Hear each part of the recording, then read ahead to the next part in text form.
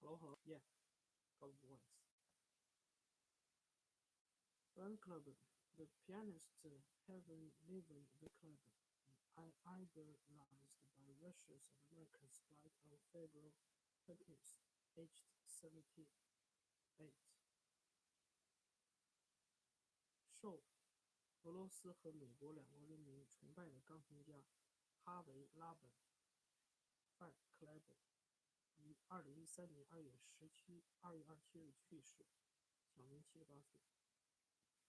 The painter too earlier said his detractors, but what a pick!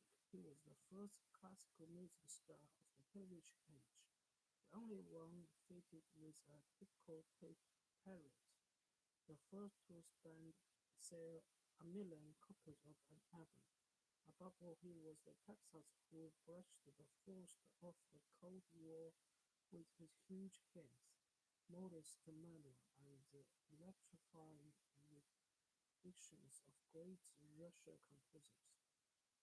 不喜欢他的人说他的人生巅峰来得太早，但那是多么不寻常的巅峰啊！他是电视时代第一个古典音乐明星，唯一受到人们夹道欢迎的古典音乐明星，第一位单张专辑销售过100万的古典音乐明星。最重要的是，这位来自德克萨斯的人用自己弹钢琴的大手、谦逊的态度和对俄罗斯作曲家作品激动人心的演绎，扫去了冷战的阴霾。It happened by chance. Having failed the medical for his military service, America's most promising young pianist was facing a blank season for 1958. His teacher, the Anglo-Russian Rossino David, suggested an international Petrolovsky competition in Moscow. 一切都是机缘巧合，因为流鼻血，他没有通过兵役的体检。这位美国最具潜力的青年钢琴家，在1958年无事可做。他的老师，流亡美国的俄国人Rossana Levin 建议他参加莫斯科的国际柴科夫斯基音乐大赛。More than music was at stake. The Cold War at its icest. The news panic was bleeping monkeying at the earthbound Americans who feared they are losing their race in space and elsewhere.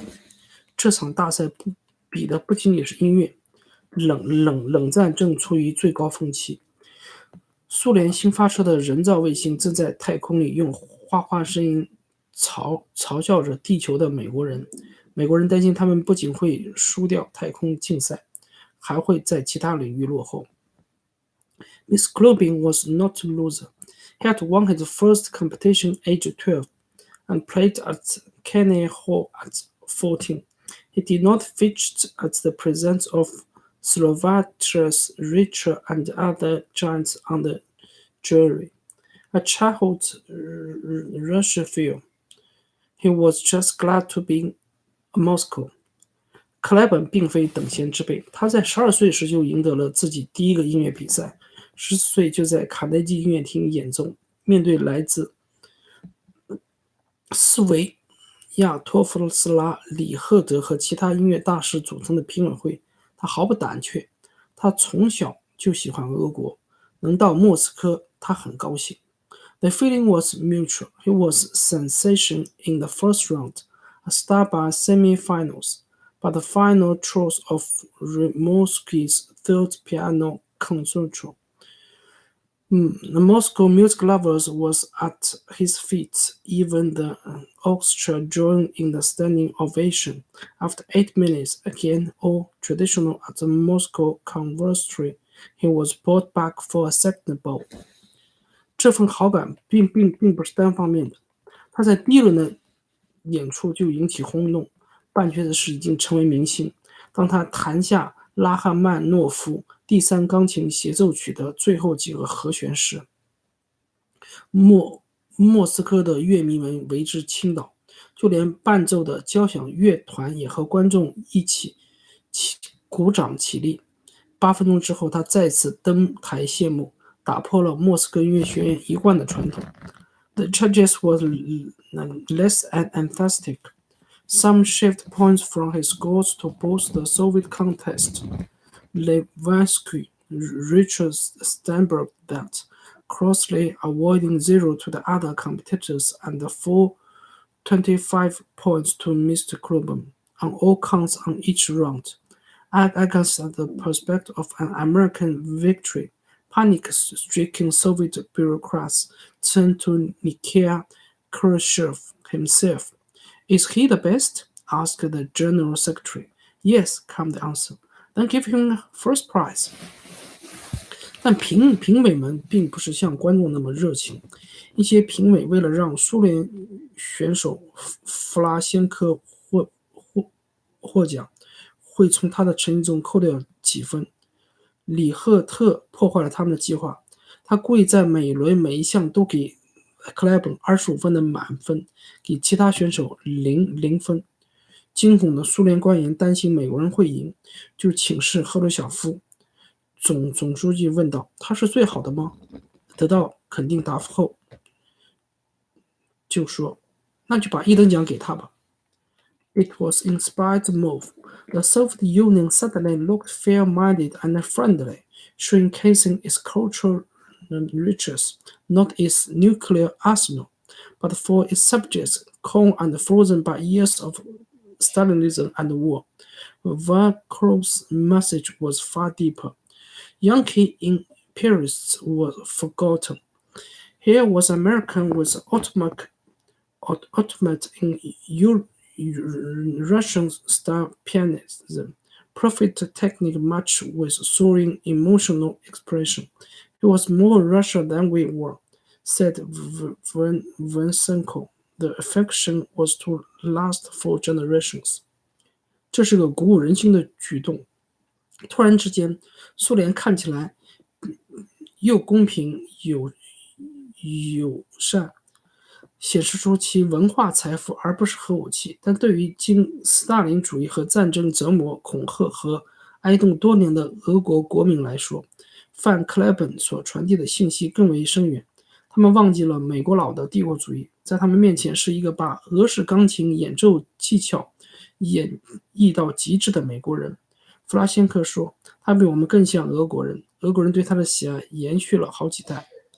The thunderclaps echoed across the world. On his flight home, he was astonished and then proud to find himself on the cover of Time as the Texans who conquered Russia. The article claimed he has a childhood from here and opened with a supposed quote pondering his soft jaw.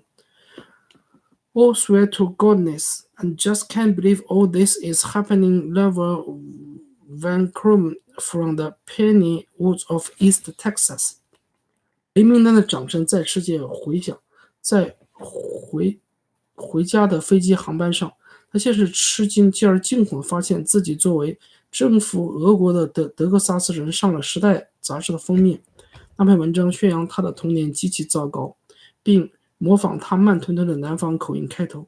我对天发誓，我真不敢相信这一切会来自东德克萨斯树林的范克莱本身上。For Americans who thought higher culture came only from the East Coast or the big cities of the Midwest, the Texas triumph was a shock. Newsmen gathered like sharks in New York, expecting a Soviet Duke, a hick or a bike hit. Miss Coburn disarmed them with charming and sincerity. He readily admitted liking Russians. There were things like Texas. He stunned politics, neither decrying nor praising the Soviet system, though he did make a point of giving money to and attending Moscow Beloved Baptist Church. 对于认为高雅艺术都来自东海岸或者中西部大城市的美国人来说，德克萨斯人的胜利出人意料。新闻记者像鲨鱼一样聚集在纽约，期待看到一个被苏联骗的傻子。乡巴佬或自大狂，克莱本用魅力和真诚让他们放下戒备。他坦诚自己喜欢俄国人，他们和德克萨斯人一样真诚。他远离政治，既不批评也不赞扬俄国体制。不过他的确向受围攻的莫斯科敬礼会教堂捐过钱，并去那里做过礼拜。Fame was fun at first. People tolerated his unpunctuality and his ownership habits. The ultra-grand Boston Symphony Orchestra was summoned late on a Saturday for an unscheduled all-night recording session, but the hall player turned up. His career soared. Chloe Clancy of the Chicago Tribune wrote of Big, beautiful playing in a grand manner, with swift and fire and style, playing with bravura and the bite of the highly charged face turned at the point of impact, playing rich in the liquid emirate of skill, guarding in his love of spectacle. 出名是很有趣的，人们开始容忍他的迟到和夜猫习惯。顶级的波士顿交响乐团曾在事先没有预约的情况下，在周六晚上被叫去录制整晚的唱片。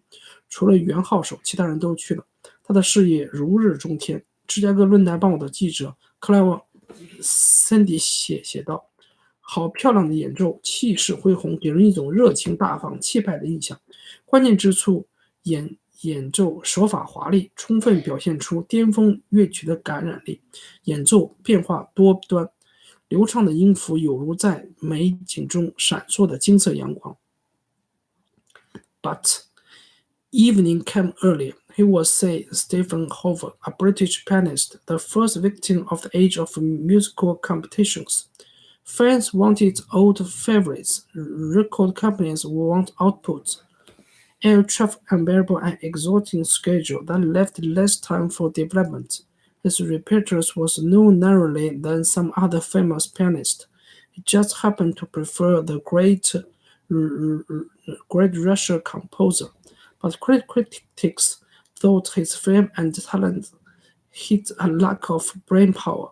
A truly great pianist should master Beethoven, Bach, and Mozart, as well as luxurious slaves.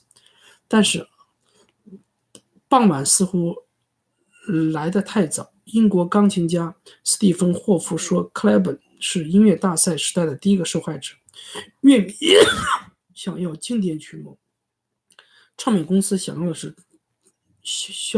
销量。由于经常坐飞机满世界跑，人变得很疲惫，使他没有时间提高。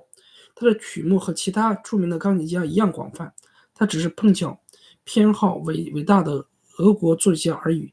但是批评家认为他的名声和才艺掩盖了他的脑力不足。一名真正的钢琴家除了演奏热情洋溢的斯拉夫音乐之外，还应该弹贝多芬、勃拉姆斯和莫扎特。In 1978, tired and thin and mourning the death of his father and the manager, he took a sabbatical which proved to be semi-permanent. But he returned triumphantly to the public eye in 1987 when he played at the White House for Prince Mikhail Gorbachev, making his first visit to Washington. Nothing could have worked better. He was supposed to finish properly, but when he struck up Moscow Nights, the Reagan, Gorbachev, and other dignitaries started a terror signal. His 1958 victory could have had no better final. 1978年，他的父亲也是他的经纪人去世。此时他已经疲惫不堪，身体瘦弱。他给了自己放了假，这次假期后来被证明是半永久性的。但在1987年，为首次访问华盛顿、脾气火爆的米哈伊尔·戈巴乔夫在白宫演奏，又重新返回公众视线。没有什么比这更完美的了。他本应马上结束，但他弹着莫斯科郊外晚上时，里根夫妇、戈巴乔夫和其他高官开始含着热泪一起合唱。这是他1958年的胜利的最好终局。